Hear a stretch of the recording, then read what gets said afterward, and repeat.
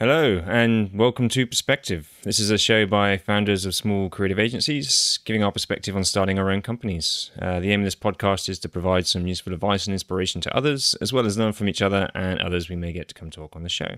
This is our third episode. My name is John Dark. I'm a director at Every Interaction, and with me I have Dan Gent from Lighthouse London.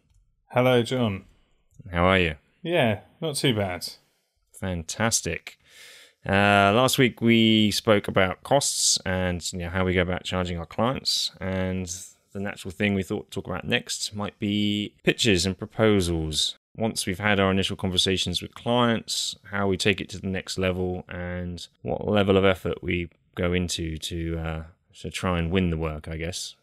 Just gone through this very recently. We've just had a big pitch the other day, which is an interesting experience. Oh. Yep.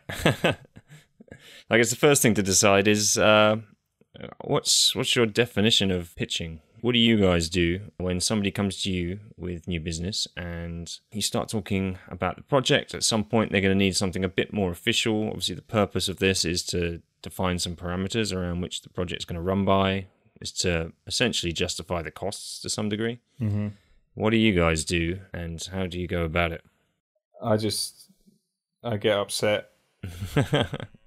They're quite different. So, how would I define between a pitch and a proposal? Yeah, what's your definition and the differences between them? So, I mean, a pitch, I suppose, is like a meeting entirely on their terms, normally carried out the same day as they're meeting a load of other people. Mm-hmm. And depending on who they are and what their process is, it can be quite structured as to what you've got to say, what you've got to talk about. Yep. I think they're horrible. It's a bit high pressure, isn't it? Well, and I just don't rate them as a method of choosing who to work with. I think that's my problem with them. I think I have a general problem in business and maybe even in life, which is if I don't if I don't rate something, I literally just am down on it and give it zero effort. And pitches essentially fall into that category because I suppose I've seen the value more of them as I've got more experience, but I used to just be, we don't pitch, pitching's broken. I mean, I've sat across to the other side of the table and had pitches to me and just thought, what are you doing, you losers? But I mean, I suppose in some people's process at a certain level, it's kind of seen as the thing to do, but it feels like a hangover, right? From I think of Mad Men when I think of pitches. It is a bit old school in some respects, and yeah, when it comes to actually pitching, we don't do any actual work, especially creative work of any kind. Mm-hmm. Obviously, back in the agency days when we were working at the same company, yes, that's what everybody did. In the early 2000s, you basically did the beginning part of the project and you just jumped straight into doing concepts. You would quite often go in with 3 completely different design directions and show, look what we can do. And the theory behind that was that you're demonstrating what they might get if they choose you. Mm-hmm. The problem with it is that I think it's pretty throwaway if you do any work for a pitch, because you haven't got the time to do the process properly. You don't have time to do any research. If you go through your process properly, doing all the background research you should be doing and all of the user experience and information architecture work you might have to do as well, and any kind of testing, nothing's validated. If you just jump straight into design, do some random concepts that really aren't based on anything other than your own design opinion around what they should do, it's just throwaway and essentially a complete waste of everybody's time. Yeah, I'd love to go to a pitch having done 3 months of user experience work and brought it up through the research and maybe just deliver them kind of an entire business solution in front of their eyes. But yeah, that kind of spec work pitching, I mean, is definitely never done that.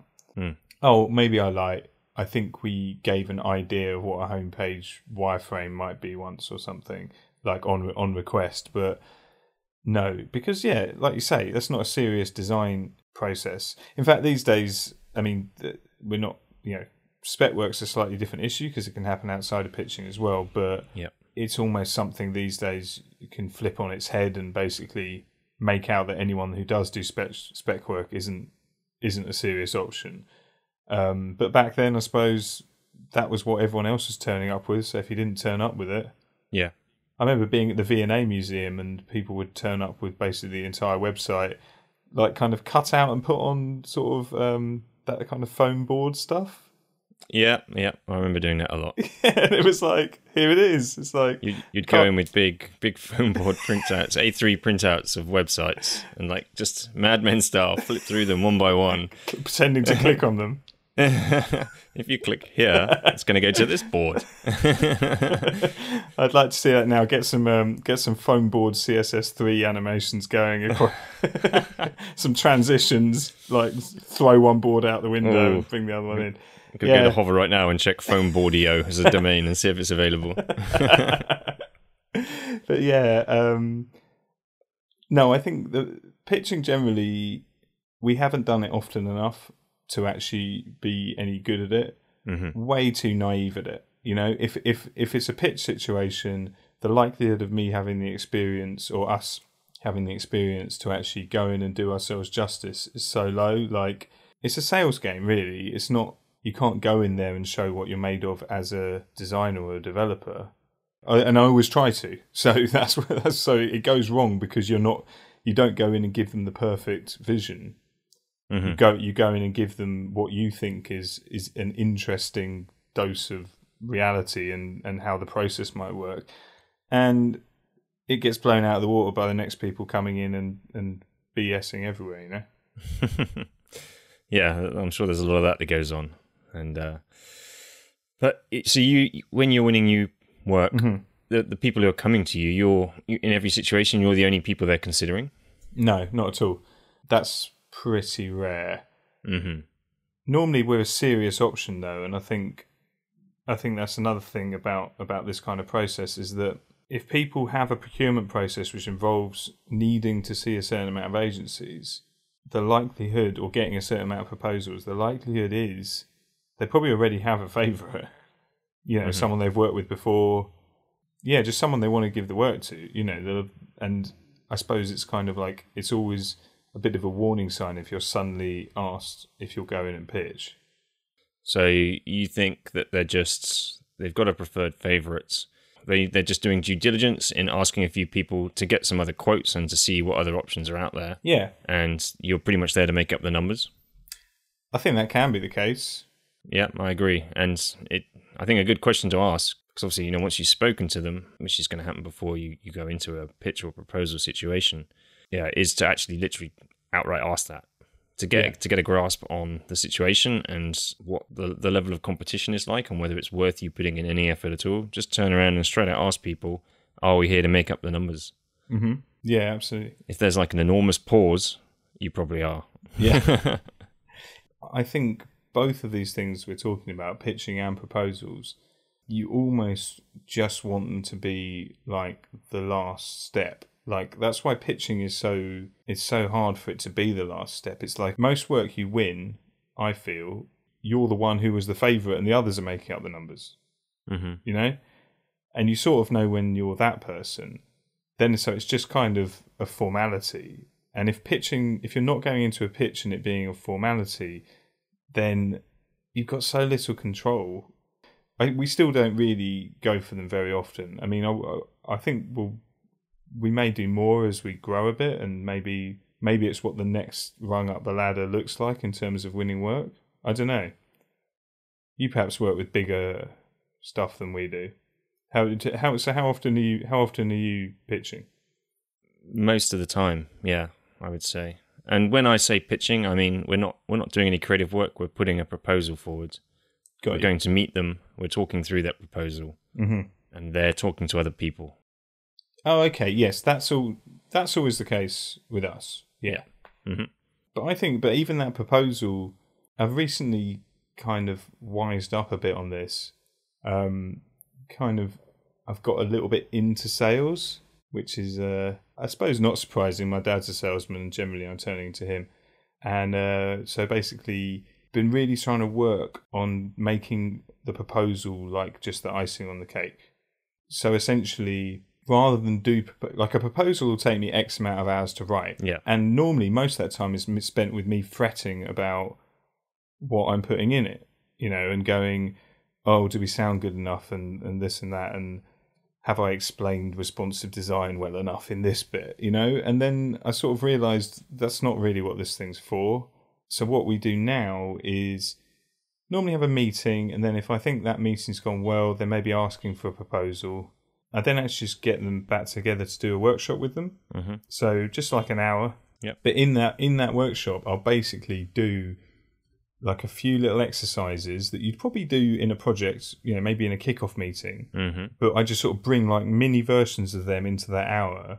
So basically, one, just get a bit of trust going with them. They go, oh, this person's actually providing value already.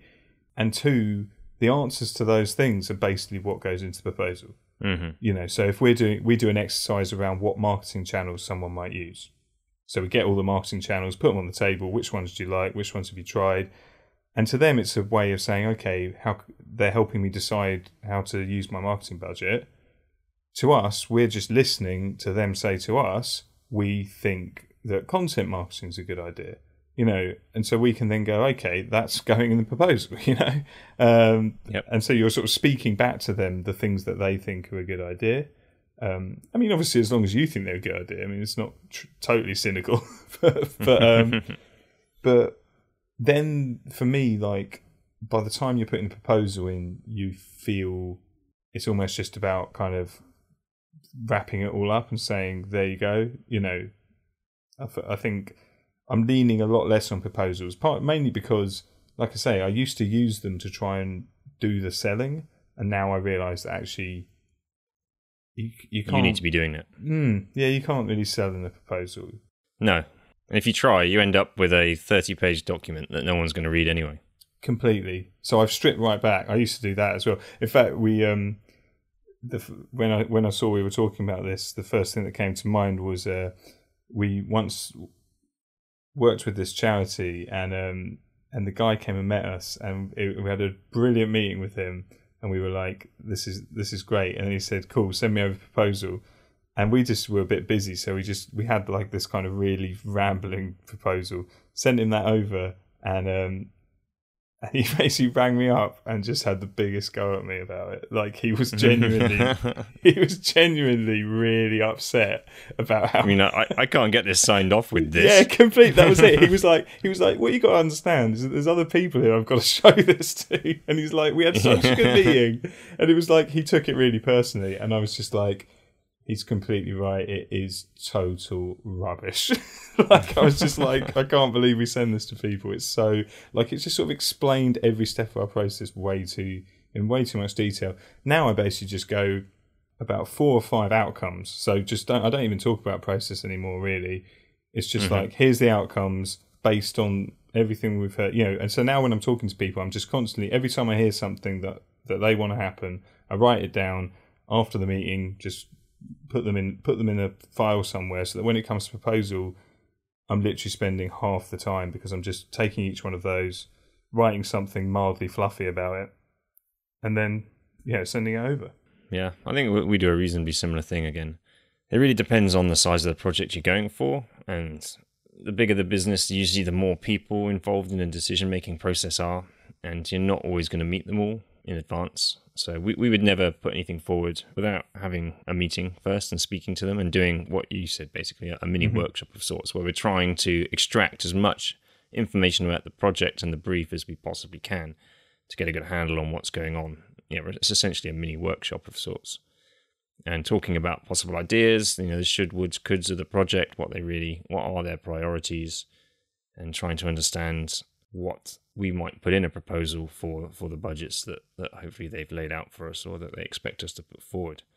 But I get a feeling if you're going in for a really big project, I kind of feel like there's a need to put a little bit more effort into the proposal. Like, there's some sort of scale to it. Like, this is going to be huge. This requires some documentation. And bigger companies sometimes, the one we did this week, they hired a specialist to run the whole process.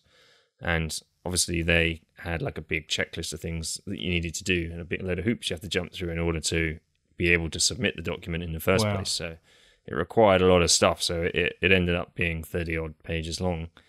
And we had a separate deck to go in and present for 2 hours and talk through everything.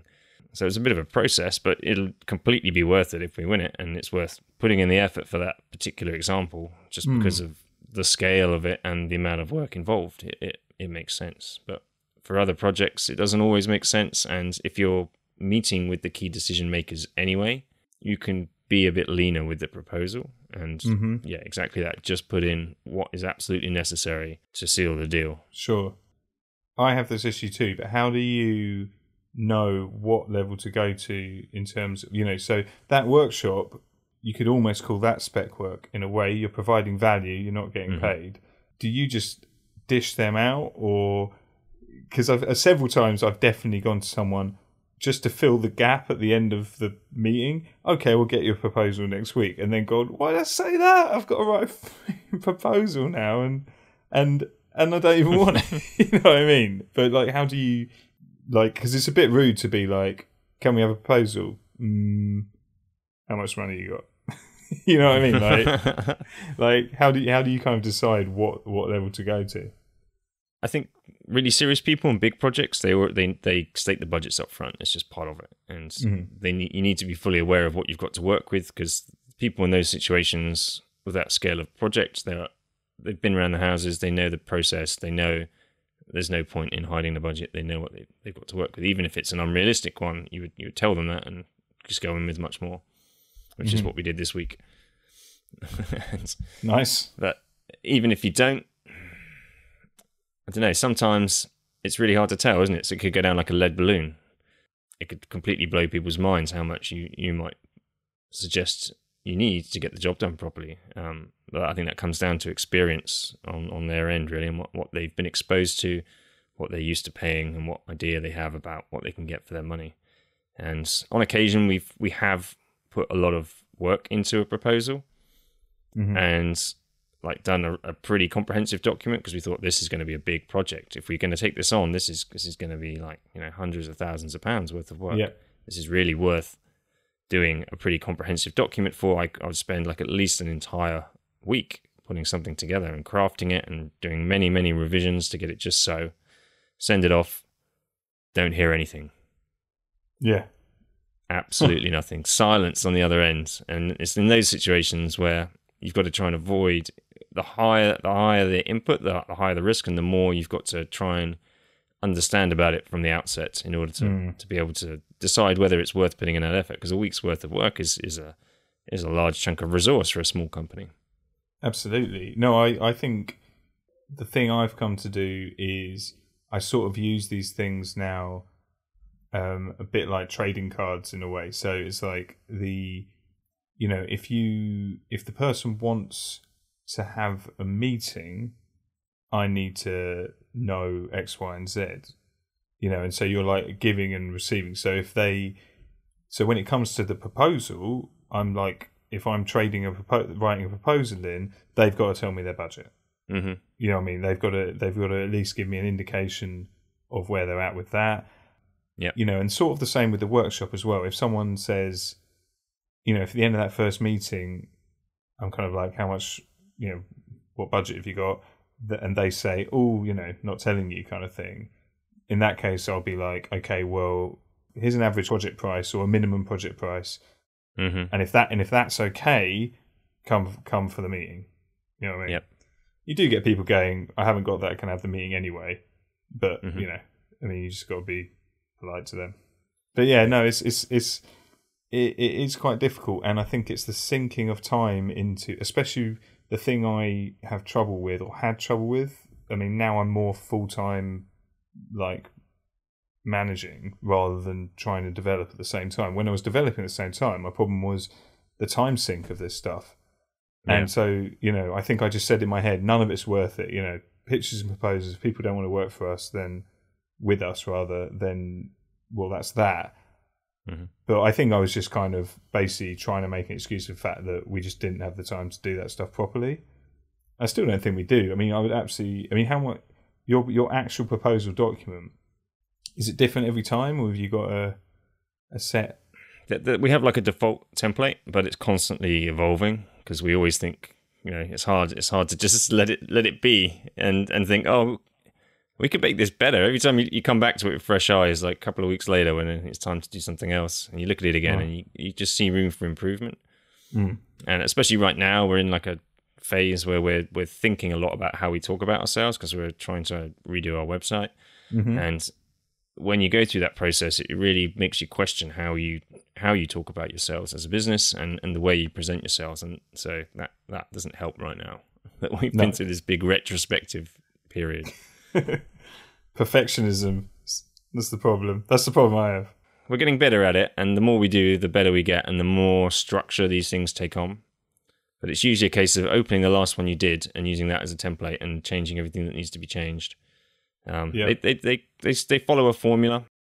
One thing we've started doing recently, because if it's being circulated to quite a few people and you're not sure how many it's going to be, and you haven't met everybody who's going to be in that decision-making process, then definitely good to do things like an executive summary in the document, right at the front. Try and get it on one single page, summarize everything that's in it, including the prices, put them all there, bang, on the front page. So anyone who's too busy doesn't get this really long, boring document that they don't want to read and have to hunt for the things that are going to help make their mind up. That's good. If it's way out of reach, they'll just put it down immediately and move on. Yep. That's almost good. That's almost a good piece of user experience design. Exactly. User experience design in PDF form. Yeah. Oh, so PDF. I was about to say, break it down. Like, what do you actually create this thing in? Oh, we write it in being designers. We make it in InDesign. Yeah. Tom's got me using InDesign. It's great for doing documents and having a style to them, because they all look branded and we've got our style of documents, which we're quite fond of, and gives you all the typographic controls to do nice layout and everything, and easily export to PDF and stick a load of images and text together. It's the best thing. But I always write it in a word processor. Yes. It used to be Words, then Google Docs we use a lot more, and started using Dropbox Paper quite a bit recently. Just to get this stuff down in a form where everyone who can contribute to it can see it easily. It just makes it easier to edit, and I can do that wherever I am on any device. That makes it quite easy. Yeah. Get the words right, and then get it all into a nice structured format. And these documents, the main part changes every time. There's a similar structure that we would usually abide by depending on the project. And then everything else just goes in the appendix. Right. Including like process stuff, a little bit about us, some case studies, full terms and conditions, that sort of stuff. Bang it all in the appendix right at the back, and that they only have to go through that if they have to. But the meat of it is in the initial couple of pages. So I'm rewriting ours all the time, and I've started, which I'm quite enjoying, is pulling, like almost doing pull quotes out of those case studies and having us, how we are on our website with our little faces and we're saying stuff sometimes. Yes. Yeah. So we actually we'll stick that into the front bit. Nice. It's quite editorial approach. It's like a pull-out in a magazine. Yes, completely. So you have like an outcome, like more leads will be generated by this amazing new website. And then maybe you'll have a pull quote. You have one of us with a pull quote saying, what's really important is tracking those and having some good metrics, and it'll be like almost one of us just chipping in. And nice. and then maybe a pull out of a case study, just giving a top line, we achieve this for this client. And that's when I'm kind of like, I'd love them to be, I know you can link around in PDFs, but I've got a dream of like an online proposal, and I've had it for so long, but I'm just you know what I mean? I'm like, we're a web company. Why are we, they just want to print it out, Dan. That's true. That's all they want to do. Print it out 30 times and circulate it around the office. That's true, and I think that's probably, again, another good user experience point, knowing actually how people want to consume this stuff. But yeah, and we did try, like there's like a few tools now, like a few SaaS tools, like there's one called Proposify. Yeah, I've seen these. It's a bit painful, to be honest. I mean, I got the point. I got the point of it, but Yeah, I dabbled, but it's and unless it doesn't fit your company, your process, and your character. yes, I think it would be brilliant if you were generating a couple of proposals every day for something like, you were a painter and decorator, or some, something where you're just like quite high volume on the proposals and lots of fixed prices for things, and you just like, because it had stuff like you could choose which bits, the person could actually tick what they wanted on the proposal, Right. and then say accept, and it's just like, well, that's not going to work, is it? I won't have the project management. I will have the design. I bet there's still a print button though. Yeah, oh god, big time. Yeah. Big time. Yeah, we're not paper people. We with the proposal we did the other day, it was like 36 pages long, including the appendix, which was most of it, to be fair. Like our stapler couldn't even staple it. Without that, I'm used to having that much paper around. I had to split it up into thirds and staple this thing 3 times. That's serious. That's serious. Just so I thought, wow. I better go in with some paper copies just in case. There's a little leave behind. Yeah, that didn't quite work out as I'd planned. Are you? Is it portrait or landscape? It's portrait A4. Yeah, make it easy to print. Yeah, standard document stuff. Okay, just checking. Is yours landscape? No, but I have seen some landscape ones. Interesting. Yes, that's very, very unusual. Okay, well, yeah, but I'm glad to know that that even the more forward thinking of us are still PDFing those proposals up. That's good. That's good. Yeah, I think it's still the easiest way. It's what they want. Yeah, it's what they want, which is more important. And it's just easy for them, easy to circulate. It's a form that people are used to. Things like your terms and conditions are all in that format, and it just makes a lot of sense. The key is just not to waffle, get it concise, make sure there's a executive summary on the cover page so people can get a glance of what's going on. Yeah, make sure you meet with them. That's the important thing. That's a lesson we've learned this year in particular. We did a big proposal that we spoke to these people on the phone. We had a big, long conversation about the brief, about the project. It seemed like an enormous piece of work. We put together our proposal. I spent nearly a week doing it. It was huge. It was a massive piece of work. At least we thought it should have been. And sent the proposals off. Didn't hear anything. Checked in with them. Tried to check in. Didn't hear anything. After the deadline, nothing. And checked in like 5 times and didn't hear anything back whatsoever.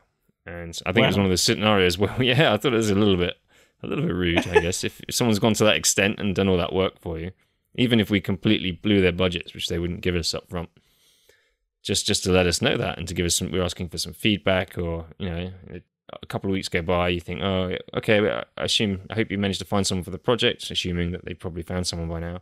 It would be possible just to get a bit of feedback, just to understand and why we didn't win, or what maybe we could have done differently so we can learn from it. Nothing. So after that case in particular, it happened previously a lot with a smaller scale, but after that, made the decision never going to actually go to the hassle of creating a proposal if we haven't had that workshop meeting. Yep. Must meet them, must talk to them, must make an impression, must demonstrate some value and a little bit of a glimpse to the process that we might go through in that workshop, in that meeting. And from it, at the same time, we get what we need to put the proposal together. Yeah, I agree. I think we're going through quite an interesting one at the moment, which I think I might use to sort of maybe change how we do this stuff a little bit, which is the guy's got just a Google spreadsheet of the features he wants. And so before we're doing a proposal, so we met a couple of times, and I think it looks good. And now actually I'm just going to get shared his Google spreadsheet and go in and stick some costs next to each feature, then get him on the phone and go through them, and that spreadsheet's then just at the end just going to be put into the PDF, obviously, because without that it's not proper. But like, I think there's lots. I think the ways of getting to that proposal are like, that's if the proposal is a bit stale and boring and PDF'd, the ways of getting there can be where you get creative, and I think that's the bit that's the bit that should be challenging, not potentially me trying to do web proposals or anything like that, but actually it's kind of like, how creative can I be from getting from first contact through to proposal? Yeah. You know, what sort of things, what can I challenge about the status quo? Yeah, I agree. Because if you do it differently, like the way I'm doing it now, I'm guaranteed to like be face to face twice. Mm-hmm. That's potentially, you know, 100% more than the people we're up against. And there's no, you know, and the other thing about having that second contact is they'll speak to you, they'll speak to a load of other people. Someone else might start talking about a different approach. Mm-hmm. You speak to them again and you learn that different approach. And you can either counter it or say, okay, yeah, we can do that.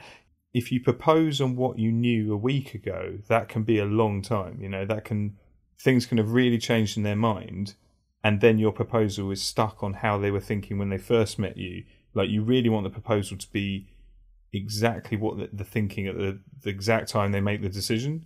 Mm-hmm. And even a few days away, if they're speaking to other people, their idea of what can be achieved and what the requirements are can change. Yeah, I agree. The more information you can be armed with at the beginning, the better. Mm. The more of a relationship you can build with that potential new client, the better. So yeah, the more times you can arrange to see them, I think you're going to be in a better position, because you started building that relationship, that trust, and hopefully demonstrate during those periods that you know what you're talking about and are going to be a good partner for helping them out. Completely. I've started listening to a podcast by an American guy called The Brutal Truth of Selling. Oh, wow. I imagine a lot of people would listen to it and go, this is appalling. But it is direct. It's like really for like salesmen, you know what I mean? Like people that just generally sell. They're not got an actual speciality. They're just there to sell. Yep. But I find him really interesting. What he talks about is having like a momentum with these things. So always having the next meeting in the diary. Yeah, just always keeping a momentum up on these things. Like, it was his thing was that card trading thing. You know, if you're going to give him something, get something back. Yep. What was his other thing? Oh yeah, never just follow up. That was his other thing, which I think is quite valuable. Is like, if you're emailing and there's literally no value in that email, like to them, then that email is probably not going to get answered. That's why people go quiet, because you're just not providing them any value anymore. And although I like to think people are polite, they're not. You know what I mean? Like they're potentially embarrassed. You know. So his thing is to basically try to never get yourself into the position where you've got nothing to give. Mm-hmm. And after the proposal, you pretty much have nothing to give. So you've really got to hold off on the proposal until the absolute last minute, where you think, I'm sure this is going to get me the work. Mm-hmm. And even then, you can put the proposal in and go through it with them. You know, you can do that in person on a call, or you know, we did that recently, and it's great. Like, any concerns, you just see it straight away and say, well, this is oh yeah, his other thing. This is a draft proposal. Like, have everything as draft. So yep. Never, always be like, we need to discuss this because this is draft. Oh, okay. That's a good idea. It's just, how many ways can you get to like speak to them again and still have something to give them? Yeah. There's a few things there. It's kind of like, I just had never thought of doing them. And it's not like breaking my like ethics, how I want to work. Mm-hmm. It's just actually selling yourself a bit better. Yeah, and we would never put in a proposal that we don't actually talk through with them either. Mm-hmm. Unless in the previous workshop you've covered off all of that stuff already, and it's really just a reiteration of the things you said there, put on paper in a more official form that needs to get signed off. Yeah. If it's not that, if it's stuff they haven't seen, this can't be the only way they see it. You need to be there to talk through it with them. Yeah. They'll have questions that need answering, and you may then update the document after that chat and say, just let me update that based on the things we just discussed, and we'll get that down, because it's an important document and it forms the basis of the contract that you're going to sign and agree to. Mm-hmm. What's in that proposal is what's signed off on in the contract. So it needs to be pretty accurate. Absolutely. And they need to be aware of what's in it. Yeah, completely. And I think you should be able to stick anything in it. I think, like you said, you got that spreadsheet, whack it in there. From these meetings, if you've got any sketches that you've done as part of the process to get to the point where you're at, then just stick it all in there. It's all relevant and it's all part of the things you've been discussing to get that far. That's an amazing idea. Yeah, whack it in. Even if you're just doing you could just do a sitemap, or here's where you are now. These are the things we discussed where you should be going. This isn't necessarily the results that we're going to be basing it on, but this is a starting point. It just covers off everything that you've talked about up to that date. Yeah. Well, now we're doing these workshops. You're right. They pretty much should go in. People should be more open. I'd love to see everyone's proposals. Yeah, we should do a swap. We can swap. That's not hard. Maybe there's a social network we could start where agencies just upload proposals and share them for everyone else to see.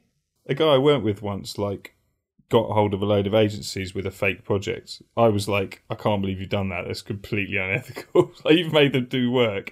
But he picked people that probably had the resource to do it. But he just wanted to see what people's proposals were. Wow. Guerrilla. Yes. And that was quite interesting. Yeah, no, I think it's kind of I'd love to see how people sell themselves. Yeah, it's fascinating. When we partner up with people, and because obviously we only do a user experience design part, and we have development partners. Yeah, okay. And in those scenarios, you get to see the other people's proposals, and it's absolutely fascinating. People are really good at talking about themselves and the way they do work, I find. Yeah. It'd be interesting to get someone else's opinion on ours and get a peer's opinion on something that you've written about yourself, because I find it's really hard to write about yourself. No, we need to sort out this proposal swap where this entire podcast can lead to, but some kind of reality show with agencies sort of competing against each other in the style of MasterChef or something. It's the site mapping round. Come on down. But you know what I mean? It would be great to have people judged in that way, because they do it with game development, right? Mm-hmm. There's been shows about people making computer games, teams competing against each other. I'd love to see just people making a site for a school. Well, there's some value in what you're saying, right? It's getting a third party opinion on what you're doing. I think that's a good thing. Yeah, because we're doing this business mentor thing that I know you're doing something similar. One of the things we did with him in the last session we had was we went through our proposal structure. The last proposal we did, we went through it, and he came up with some really, really brilliant suggestions, because he's obviously come from big business background, seen a lot of them over the years. Mm-hmm. He knows what he wants to see when he looks at these types of things, and had a lot of input to give. I wonder if there's a gap in the market here for somewhat like a service where you could submit your proposal to this third party and they'd completely analyze it and tear it apart and give you loads of really good suggestions on what would be a way to improve it. There's a business model. I think low-level robo-mentor is what you're talking about. I'd buy that for $1. Yes. Yeah. Good reference. I guess if there was too much outside influence, with these services or with a third party, then maybe the aggregate of proposals across the board would start to all look the same. They would slowly just evolve into one race of proposals. Proposal singularity. Yeah, exactly. Yeah. But maybe that's a good thing. Well, the clients have got to compare these things, right? So they're looking at trying to compare the differences. So I guess the more similarities in structure, maybe the easier it might be to compare them. That's food for thought. Are we not 360 now back to suggesting that pitching, formulaic structured pitching is the only way to decide? I think there's value in the individuality that you can bring, but I think some standardization in structure would certainly help everybody involved. Cool.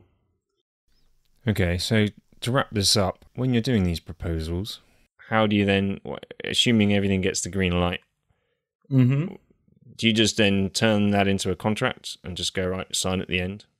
If the proposal's been solid enough, a lot of the time our proposals say wait and see, mm-hmm. because generally I think possibly a difference in our sort of businesses and workflows is that, whereas you're maybe saying this is how much design work we think we need, we're often saying there are lots of ways to achieve this technically. Let's wait and see. The beginning of the project will actually be the scoping bit. So sometimes they're a bit wishy-washy on that front. So we do sometimes if they've actually spelt it out. But no, often the contracts will just say, we're going to build you a website. Don't worry about it. Okay. It's really reassuring. Yeah, and then some stuff about you're gonna have to pay for it, stuff like that. Yeah. But no, yeah, we don't generally. But I can see. I want to document like spec a lot better. And we're getting there on that. That's part of the project. So, but what I do want is what we're starting to do is having like phases where after this phase, here's the spec, and let's almost put that with the contract. Although we haven't really done that. That'll be the next bit. So yes and no in terms of that. Yeah. We would. It depends on the scenario as well. Yeah. So if it's something that is pretty defined and we can deliver a fixed price, we'll turn that directly into the contract. They sign it, done and dusted. Issue the deposit invoice. Sometimes if it's unclear, because the spec, there needs to be a reasonable amount of work done to figure out exactly what it is you're going to do, which happens quite often. We will go in with a range and just say that the proposal says this is the range. It can be anywhere from here to here. You're agreeing to that in principle with this contract, and we will work out between us, what that final figure is once we've done a bit more work when we're a bit further down the road. But you are agreeing in principle to pay somewhere between this range, and we will agree the price a bit later on. Absolutely. And it's serious because it's PDF'd. Exactly. It's real, man, and I've printed it. Yeah. And the only other scenario is obviously if we're just doing things agile and we just say that it's this much time you're buying. Mm-hmm. And then obviously, the time value is fixed, and then either the scope or some other variable needs to be flexible in order to hit the time deadlines, unless they want to extend that with another contract. Right. Got you. Good stuff. Well, I hope that's been of use to some people. Absolutely. I gave away all my secrets. Yeah. That's the whole idea, Dan. Yeah. Yeah, we should definitely do that proposal swap. I think we could both learn a lot from each other. So maybe that's an episode in itself. We can analyze each other's tear down. Yeah, proposal smackdown. De-proposaled. No, cool. Brilliant. Good stuff. Well, thanks for listening, everybody. And you can find us online at perspective.fm. We are on iTunes now. Thanks to everybody who's already rated us there. That's great. Ooh. Anyone who hasn't, please head on over to iTunes. Give us a rating. That really helps us out a lot. We are _PerspectiveFM on the Twitters. I've been John Dark. I am from Every Interaction. That's everyinteraction.com, at everyinteract on Twitter. And Dan, where can people find you? I'm at wearelighthouse.com and at wearelighthouse on the Twitter. Fantastic. If anyone has any comments or feedback, please do that on our website, and we shall see you all next time. Thanks very much. Cheers, Dan. Cheers, John.